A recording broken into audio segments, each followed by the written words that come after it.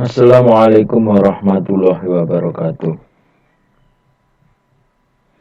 Video ini akan membahas tentang proses persidangan Mahkamah Konstitusi dalam memutus pendapat DPR bahwa Presiden dan atau Wakil Presiden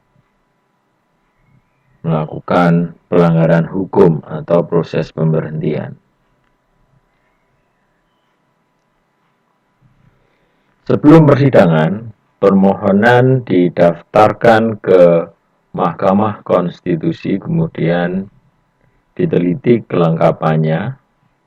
Setelah dinyatakan lengkap, kemudian dicatat di dalam BRPK atau Buku Registrasi Perkara Konstitusi.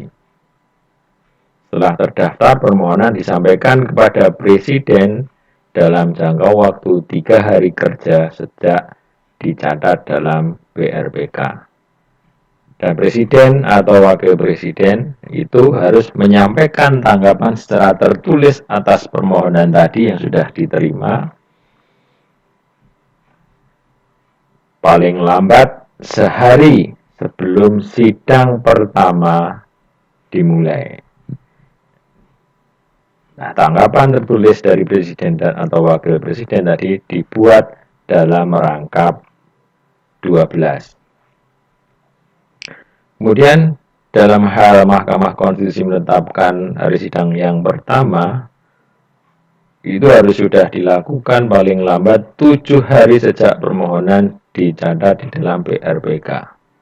Kemudian diberitahukan penetapan persidangan pertama tadi kepada pemohon dan juga kepada Presiden dan atau Wakil Presiden dan diumumkan melalui papan pengumuman Mahkamah Konstitusi. Persidangan dalam memutus pendapat DPR di sini dilakukan oleh pleno hakim atau dengan sidang pleno yang dihadiri sekurang-kurangnya 7 orang hakim yang dipimpin oleh Ketua Mahkamah Konstitusi.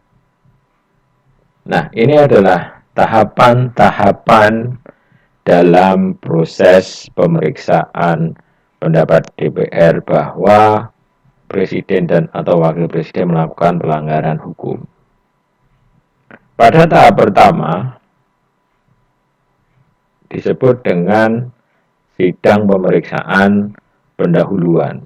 Tahap kedua, tanggapan oleh Presiden dan atau Wakil Presiden. Tahap ketiga adalah pembuktian dari DPR. Tahap keempat, pembuktian dari Presiden dan atau Wakil Presiden. Tahap kelima, kesimpulan. Dan terakhir, tahap keenam adalah pengucapan putusan. Nah, sekarang kita bahas dulu tentang sidang pada tahap pertama, yaitu pemeriksaan pendahuluan. Di dalam pemeriksaan pendahuluan di sini wajib dihadiri oleh pimpinan DPR dan kuasa hukumnya. Jadi tidak hanya kuasa hukumnya, tetapi kuasa hukum sekaligus juga pimpinan DPR. Kemudian Presiden dan atau Wakil Presiden berhak untuk menghadiri sidang pemeriksaan pendahuluan baik secara sendiri, diwakili atau bersama-sama dengan kuasa hukumnya. Untuk pemeriksaan pendahuluan itu memeriksa kelengkapan permohonan dan juga memeriksa apakah materi permohonannya itu sudah jelas, apakah di dalamnya ada identitasnya, kemudian tentang dasar-dasar yang dijadikan alasan untuk mengajukan permohonan, dan juga petitum yang diajukan. Kemudian apabila belum lengkap, MK memberikan kesempatan untuk melengkapi atau memperbaiki, dan juga perbaikan tadi harus dilakukan pada saat itu juga dan dibacakan permohonan tersebut. Nah, berikutnya untuk Presiden dan atau Wakil Presiden juga diberikan kesempatan yang sama untuk mengajukan pertanyaan yang berkaitan dengan permohonan yang diajukan supaya mendapatkan kejelasan.